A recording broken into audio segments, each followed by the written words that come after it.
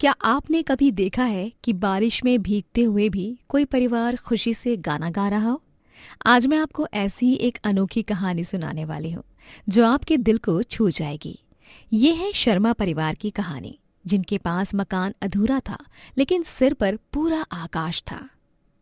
लता, आज ठेकेदार साहब ने कहा है कि अगर काम अच्छा रहा तो बोनस मिलेगा। सच में? तो इसका मतलब हम घर के छत की काम फिर से शुरू कर सकते हैं ना? पापा, सबके घर में सही छत है, सिर्फ हमारे ही घर में बारिश में पानी टपकता है। बेटा, थोड़ा और इंतजार कर। मैं पैसे जोड़ रहा हूँ, जल्दी हमारे सिर पर छत होगी। शर्मा परिवार का घर अधूरा था, सिर्फ 3 दीवार और ऊपर तिरपाल की छत। लेकिन जो चीज पूरी थी वो थी उनकी उमंगें और एक दूसरे के लिए प्रेम। कमल, तुम्हारा बैग और किताबें गीली क्यों हैं? मैडम, रात में बारिश हुई थी ना, तो घर में पानी आ गया था। कमल के घर में छत ही नहीं है। कैसा घर है यार, बारिश में भी तो भीग जाते होंगे लोग।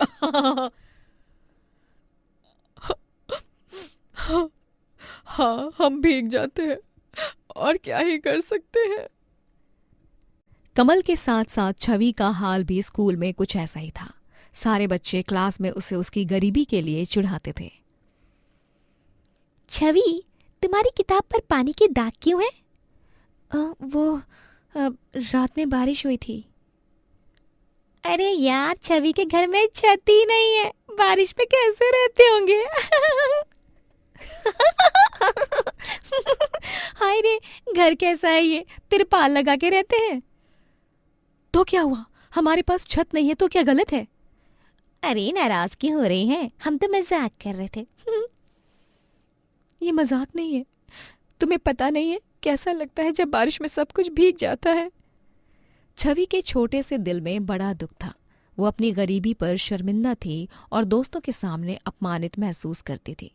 स्कूल से छवि घर वापस आते ही अपने परिवार के सामने सिसक सिसक के रोने लगती है। Mummy, mummy. क्या हुआ बेटा, तुम रो क्यों रही हो? स्कूल में सब मेरा मजाक उड़ाते हैं, कहते हैं हमारे पास घर नहीं है, मैं वहां नहीं जाना चाहती। अरे मेरी लाडली, यहाँ आ। क्या कहते हैं वो लोग? दादी, वो कहते हैं हमारे घर में छत नहीं है, हम गरीब हैं, बारिश में भीग जाते हैं। छवि, मेरे साथ भी यही होता है। लेकिन तू एक बात बता, क्या हम खुश नहीं है परिवार में अपने साथ? हाँ, खुश तो है लेकिन सबके सामने शर्म आती है। मेरी शहजादी, हमारे पास छत भले ना हो, लेकिन हमारे पास ये प्यारा सा परिवार तो है। हाँ बेटा, देखो तो सही, जब बारिश आती है तो हम परेशान होकर बैठते हैं या गाना गाते हैं? गाना गाते हैं। बिल्कुल। जिस घर में प्यार होता है, गाना होता है, हंसी होती है, वो घर कभी अधूरा नहीं होता। बेटा, एक दिन जरूर आएगा जब हम इसी घर को अपनी मेहनत से पक्का बना लेंगे, लेकिन तब तक हम ये वक्त भी प्यार से गुजारेंगे। सच पापा? हाँ छवि। छवि के दिल में अब एक नई समझ आ रही थी। उसी रात बारिश फिर से शुरू हो जाती है और बरसात का सारा पानी घर के अंदर आने लगता है। मम्मी, अब पानी आ रहा है, चलो बर्तन रखते हैं। वाह, आज मेरी बेटी डरी नहीं। अरे, ये तो मेरी प्यारी गुड़िया है। चलो इस बारिश के साथ हम लोग भी इसकी धुन के साथ गाना गाते हैं। अरे दादी, आप भी? क्या बात है, जीवन का आनंद तो ऐसे ही आता है। छवि, तू शुरू कर। हाँ, बारिश में भी खुशी है। सभी मिलकर गाना शुरू करते हैं। टिप टिप बारिश के साथ अब छवि भी समझ गई थी कि खुशी बाहरी वस्तुओं में नहीं बल्कि रिश्तों में होती है। अगले दिन ही स्कूल में छवि एक नए रूप के साथ जाती है। छवि, कल तू रो रही थी, आज तो बड़ी खुश लग रही है। हाँ, मैंने एक बात समझी है। क्या? मेरे घर में छत भले ना हो, लेकिन हमारे घर में इतना प्यार है कि बारिश में भी हम गाना गाते हैं। तुम्हारे घर में क्या ऐसा होता है? वाह, ये तो कमाल की बात है। और हाँ, एक दिन हम अपनी मेहनत से इस घर को पक्का बना भी लेंगे। रमेश की मेहनत और अच्छा बर्ताव अब रंग लाने लगा था। उसे समुदाय और अपने परिवार से सहायता मिली, जिससे वो अपने कच्चे मकान को पूरी छत देने वाला था। अभी तक 15,000, छत का काम कम से कम 50,000 का होगा। पापा, मैं कोचिंग पढ़ा दूंगा। और मैं पड़ोस में छोटे बच्चों को चित्रकारी सिखा दूंगी। ये मैं कर सकती हूँ। ये है मेरे पोते पोती। शिक्षा सिर्फ पुस्तकों में नहीं होती। रमेश भाई, मैंने सुना तुम्हारी छत का काम बाकी है। मोहल्ले में सबने तय किया है कि छुट्टी के दिन मिलकर तुम्हारी छत बनाएंगे। सच में अंकल? हाँ बेटा, तुम्हारे घर से हमेशा खुशी की आवाज आती है। ये देखकर हम सबको प्रेरणा मिलती है। आखिरकार उनकी छत बनाने का दिन आ ही जाता है। समुदाय के सभी लोग मिलकर रमेश के घर काम करते हैं। भैया, लगता है जैसे पूरा मोहल्ला हमारा परिवार है। हाँ छवि, अब तुझे स्कूल में कोई कुछ नहीं कहेगा। हाँ भैया। वहीं बारिश फिर आई, लेकिन इस बार ये पहली बारिश थी एक नई छत के साथ। उस बारिश की आवाज, लेकिन अब घर के अंदर पानी टपकने की आवाज नहीं थी। वाह, पानी नहीं आ रहा, अब किताबें खराब भी नहीं होंगी। और अब तू स्कूल में गर्व से जा सकेगी। हाँ मम्मी। छवि ने सीखा, घर दीवारों से नहीं, रिश्तों से बनता है। और सच्ची दौलत भी वही है जो बांटने से बढ़ती है। दिल्ली के एक छोटे से मोहल्ले में रहने वाली प्रिया और दक्षिण दिल्ली के फार्म हाउस में रहने वाली अनन्या की दोस्ती कॉलेज के पहले दिन से ही शुरू हुई थी। दोनों एक दूसरे की सच्ची साथी थी। यार, तू मेरी सबसे अच्छी दोस्त है, तेरे बिना एक दिन भी नहीं कट सकता। प्रिया, हम हमेशा साथ रहेंगे, प्रॉमिस। पर जैसे जैसे समय बीता, दोनों में बदलाव आने लगा। प्रिया अनन्या के घर जाकर उसकी लग्जरी देखकर अपनी गरीबी को लेकर कॉम्प्लेक्स महसूस करने लगी। अनन्या, तेरे पास सब कुछ है, बड़ा घर, कार, महंगे कपड़े। मैं तो बस सपने ही देख सकती हूँ, इसके अलावा कुछ भी नहीं कर सकती। अरे यार, तेरे घर में जो प्यार है ना, वो मेरे घर में नहीं है। तेरे माँ पापा कितना केयर करते हैं, मेरे घर में सिर्फ पैसे की बात होती है। समय के साथ प्रिया के मन में पैसे की चाह बढ़ती गई, जबकि अनन्या सादी जिंदगी की तलाश में थी। दोनों एक दूसरे के घर की खुशियों को देखकर अपनी जिंदगी में कमी महसूस करती थीं। कॉलेज खत्म होने के बाद दोनों की शादी की बात चलने लगी। बेटी, शर्मा जी के लड़के अमित से तेरी शादी तय हो गई है। वो बहुत बड़े बिजनेसमैन हैं। माँ, सच में? अब मैं भी अनन्या जैसी अमीर बन जाऊंगी। उधर अनन्या के घर में भी रिश्ते की बात चल रही थी। अनन्या, तुम्हारी शादी गुप्ता जी के लड़के राहुल से हो रही है। सादा लड़का है, टीचर है। लेकिन माँ। कोई लेकिन वेकिन नहीं, हमारा बिजनेस डूब गया है, अब मजबूरी है। शादी से पहले दोनों दोस्तों में अजीब सी दूरी आने लगी। प्रिया को लगता था कि अब वो अनन्या से ऊपर हो जाएगी, जबकि अनन्या को डर था कि प्रिया उसे छोड़ देगी। वहीं शादी के बाद अमित और प्रिया में एक अलग घमंड था, अपने पैसों को लेकर। देखो प्रिया, अब तुम एक अमीर घर की बहू हो, मेरी इज्जत का ख्याल रखना। महंगे कपड़े पहनो, जेवर पहनो। हाँ जी, अब तो मैं भी अनन्या जैसी अमीर हूँ। अनन्या कौन? अरे हाँ, वो गरीब लड़की। अब उससे दूरी बनाकर रखना। शादी के बाद राहुल और अनन्या का रिश्ता बहुत प्यार और सम्मान के साथ शुरू हुआ। अनन्या, मुझे पता है तुम अमीर घर से आई हो, लेकिन मैं तुम्हें खुश रखूंगा। राहुल, मुझे सिर्फ प्यार चाहिए, पैसा नहीं। शादी के बाद 6 महीने बाद भी प्रिया अब एक बड़े घर में रहती थी। अमित उसे हमेशा अमीरी दिखाने को कहता था। दूसरी तरफ अनन्या छोटे से फ्लैट में राहुल के साथ खुश थी, जो उसका बहुत ख्याल रखता था। देखो, कल पार्टी में सबसे महंगी साड़ी पहन कर जाना, लोगों को पता चले कि हम कितने अमीर हैं। हाँ जी, मैं अनन्या को फोन करके दिखाती हूँ कि मैं कितनी खुश हूँ। आज मेरी तनख्वाह आई है, चलो बाहर खाना खाते हैं। राहुल, मुझे तुम्हारे साथ घर का खाना भी अच्छा लगता है। हेलो अनन्या, मैं आज 50,000 की साड़ी लेकर आई हूँ। तू कैसी है और जीजा जी कैसे हैं? वाह प्रिया, बहुत बढ़िया। मैं ठीक हूँ यार, राहुल भी बहुत अच्छे हैं। अरे अच्छा है तो ठीक है, पैसा तो नहीं है ना उसके पास, लेकिन कोई बात नहीं, प्यार ही सब कुछ है। चलो आओ घर किसी दिन। अब अनन्या प्रिया के घर पहुंची तो प्रिया का रवैया बिल्कुल बदला हुआ था। आजा अनन्या, बैठ, देखिए मेरा नया ड्राइंग रूम है। 5 लाख का सोफा सेट है। अरे हाँ, तेरे घर का क्या हाल है? सुना है छोटा सा फ्लैट मिला है। हाँ प्रिया, लेकिन मैं बहुत खुश हूँ। राहुल बहुत अच्छा है। अच्छा है तो ठीक है, पैसा तो नहीं है उसके पास।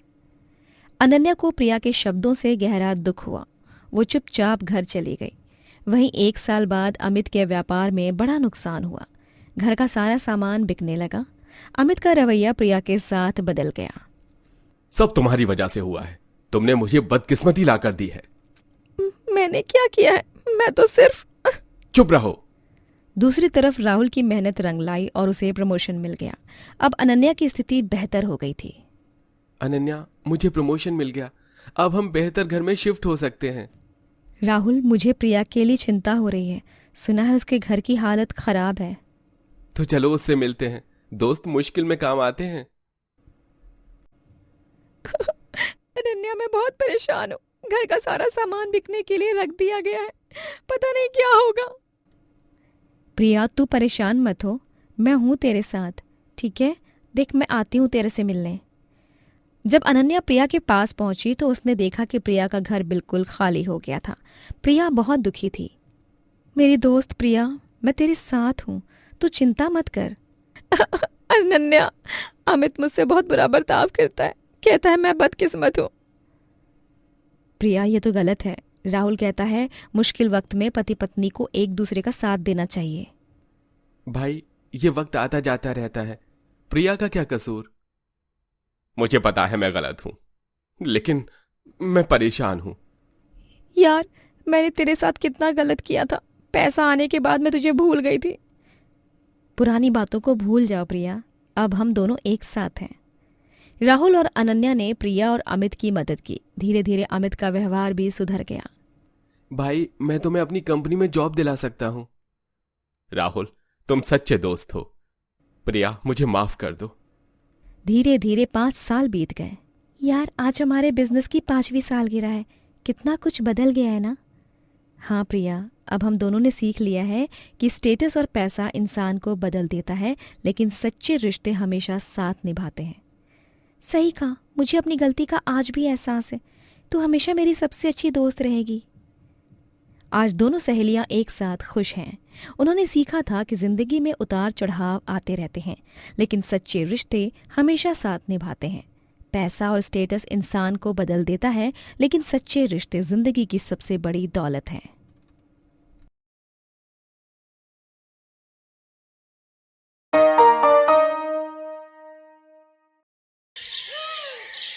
कहते हैं कि स्कूल ज्ञान का मंदिर होता है, जहां हर बच्चे को बराबरी का हक मिलता है। लेकिन कभी कभी ये मंदिर किसी के लिए नर्क बन जाता है। ये कहानी है 13 साल की आरती की, जिसका एकमात्र गुनाह था कि वो गरीब और काली थी। आरती फटे चप्पल पहनकर पुराना स्कूल बैग लेकर स्कूल आती है। उसकी यूनिफॉर्म धुली हुई है, लेकिन जगह जगह सिलाई के टाँके लगे हुए हैं। अरे देखो यार, कौआ रानी आ गई। आज तो इसकी यूनिफॉर्म पर नया सिलाई का सितारा भी लगा है। यार, लगता है ये तो नया फैशन आया है मार्केट में। आरती, इन लोगों की बातों का बुरा मत मानना। कविता, मैं रोज सोचती हूँ कि काश मैं भी इन लोगों की तरह अमीर होती। काश मेरा रंग भी गोरा होता और मैं भी नए कपड़े खरीद पाती, तो ये लोग ऐसे मजाक नहीं उड़ाते मेरा। तुम अंदर से कितनी खूबसूरत हो, ये तुम्हें पता ही नहीं। अब ज्यादा ध्यान मत दो, चलो चलते हैं क्लास में। लेकिन 13 साल की एक लड़की को कैसे समझ आता कि असली खूबसूरती क्या होती है, जब हर रोज वो अपने रंग के लिए, अपनी गरीबी के लिए ताने सुनती थी। वही क्लास में सुनीता मैडम चॉक बोर्ड पर गणित का सवाल लिख रही हैं। आज हम क्वाड्रेटिक इक्वेशंस पढ़ेंगे। अभिषेक बेटा, तुम इस सवाल को हल करो। अभिषेक गलत जवाब देता है। कोई बात नहीं बेटे, ये थोड़ा कठिन है, एक बार और प्रयास करो, आ जाएगा। तभी आरती पूरे जोश के साथ अपना हाथ उठाती है। मैडम, मैं ये हल कर सकती हूँ। तुम पहले अपने घर का हिसाब किताब तो सीख लो, फिर मैथ सीखना। पूरी क्लास उस पर हंसती है और आरती की आंखें नम हो जाती हैं। मैडम, लेकिन मैं सच में जानती हूँ, प्लीज मुझे एक मौका दे दीजिए। बहुत बोलती हो तुम, तुम्हारी औकात क्या है ये भूल जाती हो।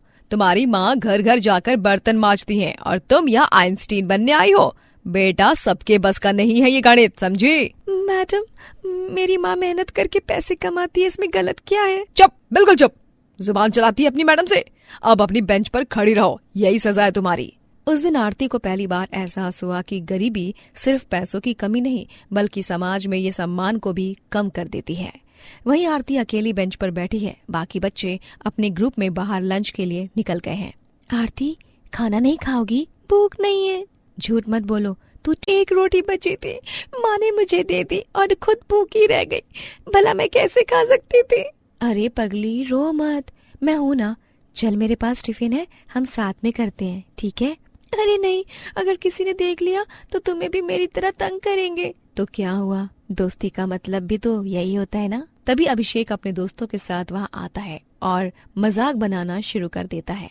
अरे वाह भिखारी को खाना मिल गया। कविता, ध्यान रखना कहीं तुझसे भी पैसे न मांग ले। मैं कोई भिखारी नहीं हूँ। हाँ, मैं गरीब हूँ, लेकिन मेरा अपना भी आत्मसम्मान है। आत्मसम्मान? तुम जैसों का कोई मान नहीं होता, काली कलूटी गरीब कहीं की। मैं भी इंसान हूँ, मेरे भी सपने हैं, मैं भी पढ़ना चाहती हूँ, क्यों मुझे परेशान करते हो? लेकिन समाज के कुछ लोगों के लिए गरीबी और काला रंग इंसानियत से भी बड़ा अभिशाप लगता है। वहीं कुछ समय बाद आरती रोते हुए अपने घर आती है। आरती, मेरा बच्चा आ गई स्कूल से? अच्छा, तूने कुछ खाया? हाँ माँ, स्कूल में दोस्तों के साथ खाया था, पेट बहुत भरा है मेरा। आरती, आज तो उदास लग रही है, स्कूल में सब ठीक है ना?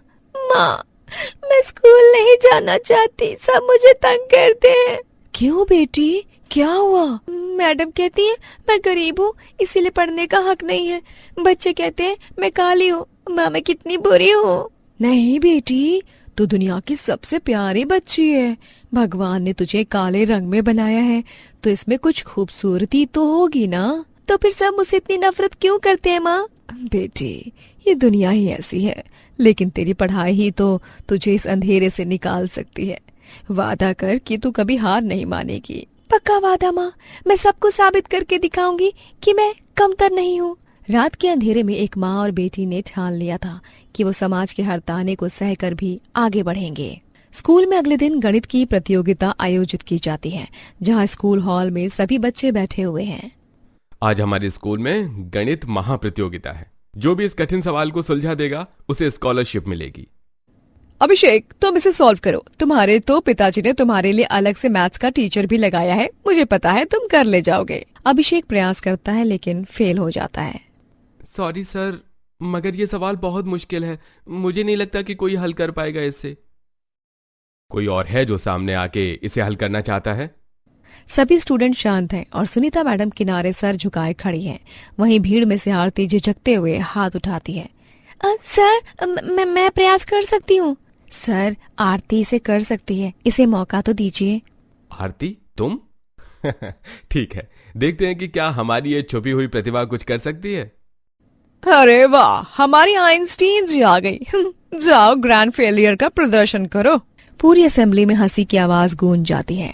ये वो समय था जहां आरती के आत्मसम्मान की असली परीक्षा हो रही थी।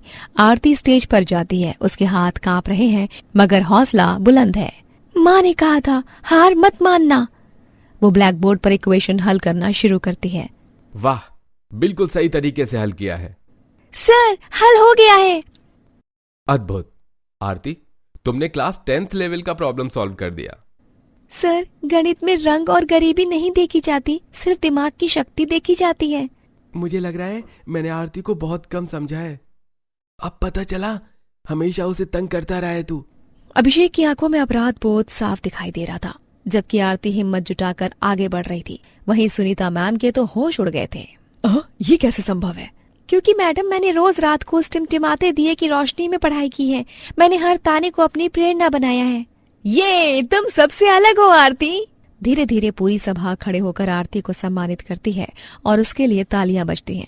उस दिन आरती ने सिर्फ गणित की समस्या हल नहीं की थी, बल्कि समाज के भेदभाव करने वालों को भी चुनौती दी थी। आरती, मैं तुम्हें पूरी छात्रवृत्ति देना चाहता हूँ। किताबें, यूनिफॉर्म, फीस, सब कुछ स्कूल की तरफ से। आपका बहुत बहुत शुक्रिया सर। सुनीता जी, मैं आपसे निराश हूँ। आपका व्यवहार एक बच्चे के प्रति बहुत गंदा था। मुझे शर्म आती है आपको शिक्षक कहते हुए। सर, मुझसे बहुत बड़ी गलती हुई है। मैं अपनी गलती के लिए आरती से भी माफी मांगूंगी। आरती, मैं तुमसे माफी मांगती हूँ। मैंने तुम्हें दिखावे और रंग के आधार पर परखा। मैं एक शिक्षक होकर भी इतनी छोटी सोच रखती थी। मुझे माफ कर दे बेटा। मैडम ऐसा मत बोलिए, आपकी वजह से मुझे पता चला कि मैं कितनी मजबूत हूँ। क्षमा इंसान को कितना बड़ा बनाती है, ये आरती ने उस दिन सिखाया। वहीं स्कूल में वार्षिक समारोह का भी दिन आ गया। मंच पर आरती को वर्ष की सर्वश्रेष्ठ छात्रा का पुरस्कार मिला। आज मैं सभी के सामने कुछ कहना चाहती हूँ। मैंने अपनी जिंदगी में बहुत संघर्ष किया है। गरीबी की वजह से, अपने रंग की वजह से मुझे रोजाना भेदभाव का सामना करना पड़ा है। लेकिन आज मैं यहाँ खड़ी हूँ इस मंच पर, क्योंकि मैंने कभी कभी अपने सपनों को मरने नहीं दिया। याद रखिएगा, आपकी योग्यता आपके बैंक खाते से नहीं, आपके रंग से नहीं, आपके चरित्र और दृढ़ संकल्प से तय होती है। आरती, मुझे माफ करना, तू मुझसे कहीं बेहतर इंसान है।